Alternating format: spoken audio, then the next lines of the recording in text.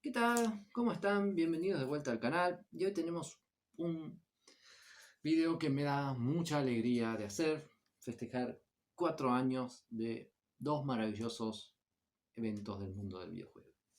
Zelda Breath of the Wild y la Nintendo Switch. Juntos salieron al mercado el mismo día y marcaron, dividieron, es un divisor de aguas, son dos divisores de aguas, un antes y un después de que ellos estén en el mercado. Este juego, por revolucionar todo lo que era el, el mundo de los open worlds, darle una nueva perspectiva, mostrar nuevos caminos para un género que estaba muy desgastado en sí mismo, ¿no? Así, por muchísimos juegos que eran open worlds porque es lo que estaba de moda, pero no realmente no tenían nada que acrecentar al género, ¿no? Entonces, no que fuesen malos, no que todos fuesen buenos, no que todos fuesen malos, no que todos tuviesen solo repetitivismo, pero no había un motivo para que todos existiesen. Inclusive cuando se anunció Zelda Breath of the Wild y muchos estaban contentos porque sea un mundo abierto, la mayoría de los que estaban contentos porque era un mundo abierto mmm, lo estaban por una cosa de marketing, donde el mundo abierto era el top, entonces tenía que ser mundo abierto. Pocos estaban porque las posibilidades que Zelda podría tener en un mundo abierto. Y Nintendo, por suerte, se dio cuenta que para hacer un Zelda de mundo abierto tenía que ser un Zelda. No podría ser otro juego más de mundo abierto. Y se enfocaron en las características que hacían, que podría dar ese tipo de género. En vez de que sea un mundo abierto solo para que sea grande y pierdas tiempo andando por el mapa, es donde estar en el mapa, estar haciendo las cosas da gusto, desde lo más trivial, desde lo más importante del juego, todo esté conectado y todo parezca vivo. Tanto es así que rara vez vos, aunque estés haciendo un side quest, vos te sentís que no estás creciendo en la historia. Mucho de lo que pasa en los videojuegos, sobre todo en los mundos abiertos, sobre todo en los RPGs, es la sensación de progreso en el juego. Entonces, con los mundos abiertos, a mí me pasa, y creo que no debo ser el único, es que en los RPGs también, tipo, ¿por qué carajo vos vas a hacer una misión secundaria si vos tenés que salvar el mundo? No hay espacio, es absurdo ese concepto. ¿Por qué los NPCs son tan robóticos, tan parados y el mundo es abierto, pero todo parece tan falso? Esa es la sensación que yo tengo con la inmensa mayoría de los juegos de mundo abierto, ¿no? Y los RPGs, donde todo es muy robótico. Obviamente las limitaciones técnicas de las consolas, de las PCs, de la informática en general, te provocan eso, ¿no? Pero parece que nunca, o la mayoría de las veces, no buscaron cómo superar eso, cómo contornar ese problema, ¿no? En vez de hacer personajes más creíbles, ponían más personajes para que las ciudades tuviesen más vida. Y no siempre ese es el mejor camino, ¿no? No voy a decir que hubo juegos que no se hayan beneficiado con eso. Pero en Breath of the Wild se tomaron el trabajo que todo lo que pase en ese mundo tenga vida, tenga conexión y lo que vos haces realmente impacta en lo que podés conseguir y cómo lo vas a conseguir. No hay prácticamente no hay nada sobre todo en el mundo, en el mapa, que vos no puedas hacer de distintas formas. No hay una forma específica de enfrentar a un enemigo, no hay una forma específica de llegar a un lugar. Vos podés buscar siempre la mejor forma, nada está marcado automático para que vos lo hagas. Vos mirás y vos vas sacando tus conclusiones. Dependiendo de cómo vos hayas desarrollado el personaje, dependiendo de las armas, herramientas, ropas que tengas, las comidas que prepares. Todo está muy sinérgico, muy bien entrozado y todo muy bien puesto alrededor de la historia original. Y la forma que te vas enterando de la historia hace que todos tenga más de esa sensación de que todo está bien puesto, que todo hace parte. Inclusive cuando vos salvás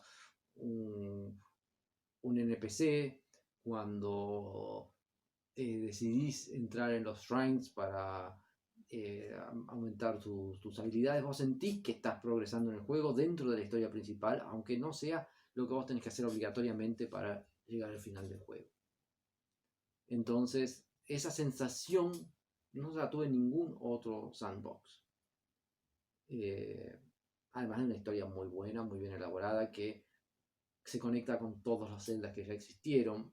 Por eso de repente es tan difícil encajarlo en la cronología de Zelda, porque Zelda nunca fue pensado con una cronología y este no es la excepción. Se piensa en las mecánicas de juego, en la jugabilidad, y después se le inventa, se ve a qué franquicia de Nintendo se puede aplicar, si no se inventa una nueva. Y de ahí se hace la historia. Entonces es muy difícil, no se piensa primero la historia, bueno, ¿dónde lo vamos a encajar? Y de ahí hacen el resto del juego. Hay un camino contrario. Bien para un videojuego, ¿no? Pensar en la jugabilidad y después en todas las otras cosas que van a estar alrededor de ella. Al fin y al cabo, son juegos, no películas, no libros, son juegos. Entonces la jugabilidad tiene que ser el core de los juegos, si no, ¿para qué haces un videojuego? Y Zelda es una carta de amor a eso. Zelda Breath of the Wild. Entonces ese fue la gran aparición de Zelda Breath of the Wild, tornándose el Zelda más vendido de toda la historia, el más popular, y llevando otra vez a las franquicias a ser un system seller, ¿no? Nunca había sido un system seller hasta Twilight Princess. Siempre fueron juegos que se vendieron bien, pero siempre necesitaban que las consolas donde saliesen ya tuviesen una base instalada para poder venderse bien. Y Zelda Breath of the Wild ayudó muchísimo a que la Switch sea el éxito que es. Y la Switch, el otro aniversariante, es una consola que ha dividido las aguas, porque Nintendo fusionó sus dos divisiones, la de consola de mesa, la de portátiles, en una sola, y abasteció esa consola, ya tiene más de 5.000 juegos. Súper bien, entre first party, third parties, second parties. Hacía muchísimo la consola no recibía tantos juegos desde la DS, porque la Wii U y la 3DS recibieron muchísimos juegos, sobre todo la 3DS, pero no en la cantidad que la Switch. Creo que inclusive la Switch debe estar recibiendo más juegos que la DS. Y hay varios motivos, porque muchos de los haters ya deben estar diciendo, sí, pero la mayoría son indies de mierda que no sirven para nada. Cierto, muchísimos juegos son malos, pero todos los juegos, todas las consolas que fueron campeonas de ventas en su generación, inclusive muchas de las que no, han tenido shareware a patadas. La campeona de juegos mierda es la PlayStation 1 y eso no quita el excelente catálogo que tenía. Después la PlayStation 2 tuvo pésimos juegos, la Wii también, la DS también, la PSP sin haber sido del mercado estaba llena de juegos cagada, la NES, todas tuvieron muchísimos juegos que eran malos, pero también tenían un gran catálogo de juegos buenos. ¿Cuál es la diferencia de la Switch con respecto a otras consolas? ¿Qué es lo que la torna tan especial? Que es híbrida. O sea, Nintendo siempre le fue bien en los portátiles. Su portátil más floja, por así decir, sería la 3DS, y aún así vendió 80 millones de consolas. Siempre vendió bien software en ellas, y bueno, el hardware también. Y las ayudó mucho en épocas como la época de la GameCube y la Wii U, donde las consolas de mesa no vendieron, mantuvieron la compañía muy bien, saludablemente hablando en términos económicos, ¿no? Entonces, tenían ese fuerte que se ve muy afectado por los teléfonos móviles.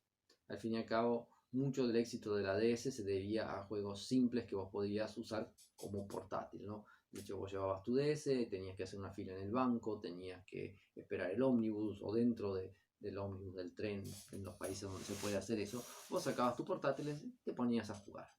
Esa fue una característica de la DS. Y entonces juegos rápidos que no requiriesen mucha compenetración con el juego, no por eso son peores o mejores, fueron grandes systems sellers, juegos simples, fáciles de programar. La DS, además de tenía como característica que era muy barata de programar. Entonces se llenó de juegos de pequeñas empresas que hoy por hoy serían consideradas indies, juegos de grandes productoras, pero que no necesitaban mucho dinero para hacer, entonces no necesitaban ventas estrafalariamente grandes para hacer un éxito, y eso le llenó el catálogo de grandes joyas. También, como citamos recién, de muchos juegos malos. Pero cuando la tecnología fue avanzando, los smartphones fueron evolucionando a pasos agigantados, es mucho más fácil jugar un Puzzle Quest, inclusive un Final Fantasy, en tu celular, lo llevas a todos lados, que llevar una consola para eso. Obviamente el gaming en el celular tiene su downgrade, que son los controles, el hecho de la batería, la potencia del celular que vos necesitas, que es proporcionalmente más alta que el de una consola para poder hacer los juegos y que todavía pueda funcionar como celular en las cosas que vos necesitas que el aparato haga. Aunque vos estés jugando, necesitas, si te llaman, poder atender y que no se te cuelgue el teléfono. Entonces, tiene su downgrade, pero tiene que todo el mundo tiene un celular. Entonces, muchísimas empresas migraron y dejaron los portátiles para hacer juegos para celulares. Eso es uno de los motivos por los cuales, aparte de la facilidad de la piratería, la facilidad de programar, pero principalmente el éxito de los celulares, es lo que llevó a que las portátiles y las consolas en general bajasen de ventas de lo que fue la generación de Wii, PlayStation 3, Xbox 360, DS y PSP, a lo que fue Wii U, PlayStation 4, Xbox One, 3DS y Vita.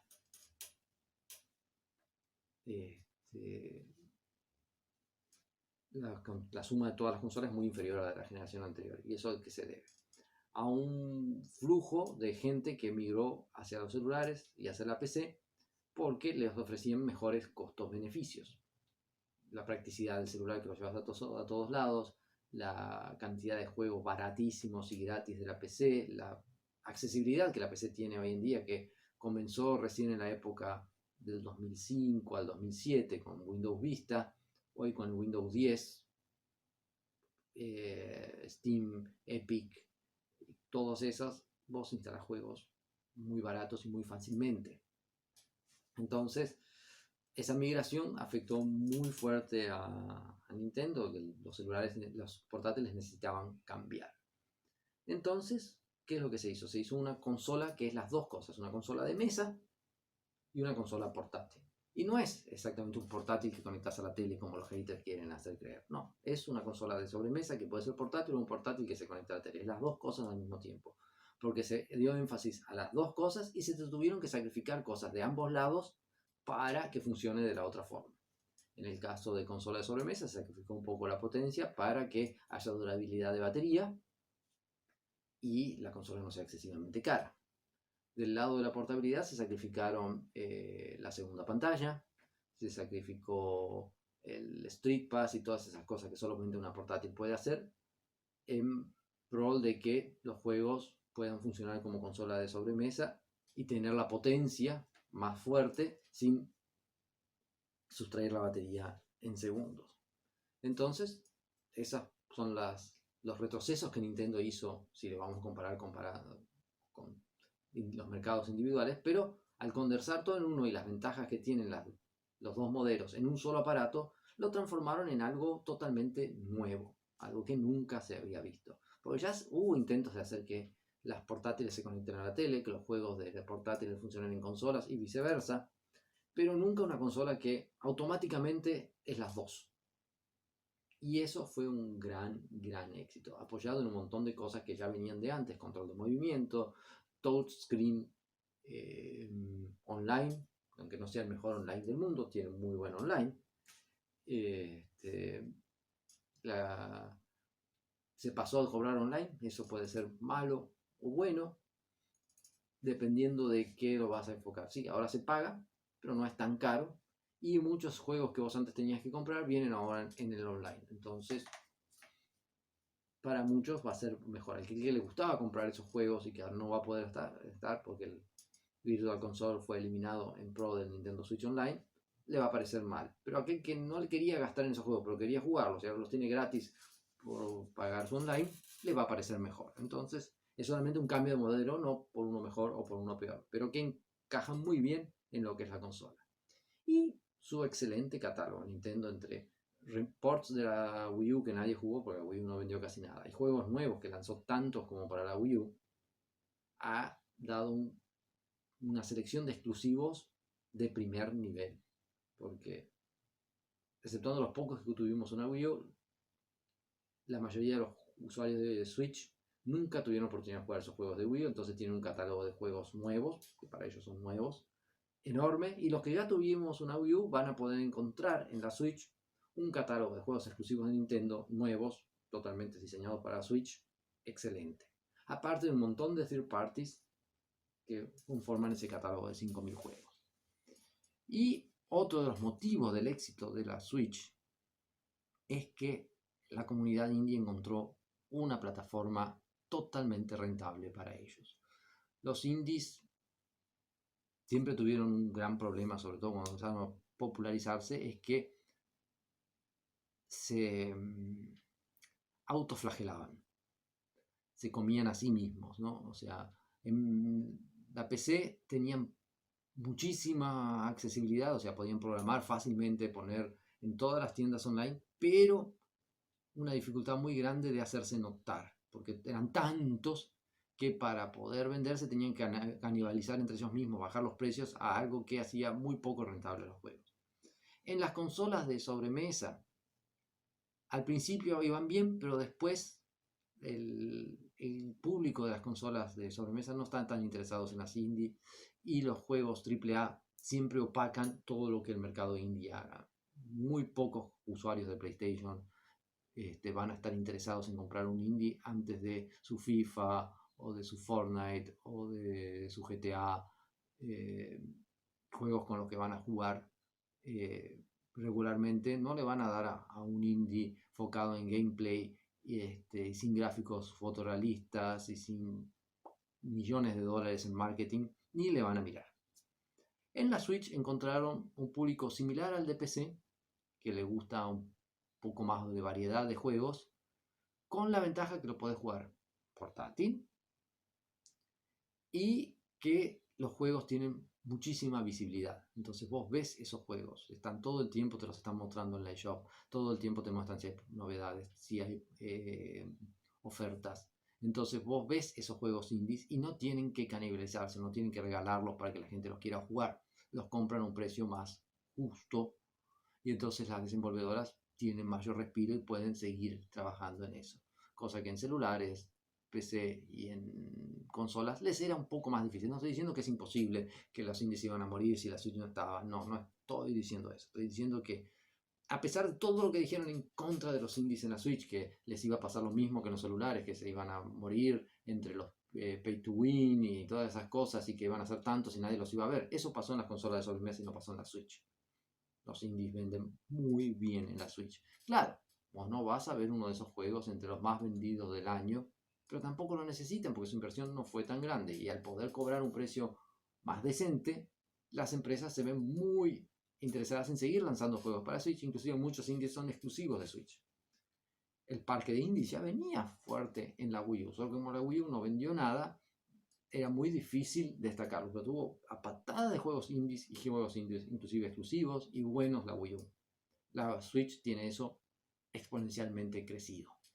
Es otro de los grandes méritos de la Switch, el poder haber sido la casa de los indies, sumando a empresas third party grandes que lanzan algunos títulos y a veces exclusivos para Switch, como Octopath Traveler de Square, más los excelentes third party de Nintendo, hacen un catálogo que solo podés disfrutar en la Switch. Muchos de esos indies los vas a poder jugar en tu celular, en la PC y hasta en las consolas de sobremesa. Pero no todos esos están en otra máquina que no sea en la Switch. Entonces, buen precio, buena autonomía de la batería, una excelente implementación de la idea de ser híbrido, más un excelente catálogo first party, hicieron el éxito de una de las mejores consolas de todos los tiempos. Todavía no terminó su ciclo, le van a faltar 3 o 4 años, pero difícilmente no va a quedar como una de las mejores consolas, porque es una de las más innovadoras, es una de las mejores sucedidas, o sea, que tiene las mejores ideas implementadas, y que la gente la apoyó 100%. Entonces, gracias a sus características y al Zelda,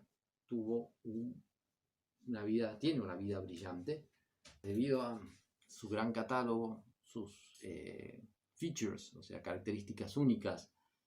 Y al Breath of the Wild fue un éxito desde el día 1, tuvo en el 2020 su mejor año. Calculan que este 2021 va a vender aún más y con eso ya prácticamente alcanza las ventas de la PlayStation 4. En 5 años va a ser lo que la PlayStation hizo en 6.